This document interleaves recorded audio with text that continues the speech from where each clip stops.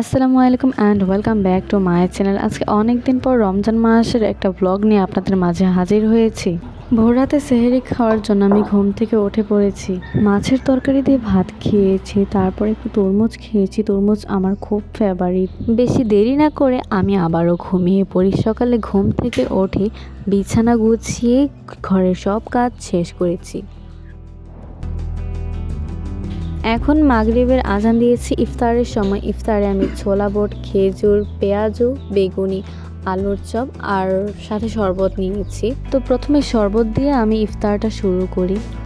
তারপর বেগুনি খেয়েছি। বেগুনি আমার খুব ফেভারিট, এতটাই ফেভারিট যে তোমাদেরকে বলে বোঝাতে পারবো না। ইফতার শেষ করে কিছুক্ষণ বিশ্রাম নিয়ে আমি পড়তে বসেছি।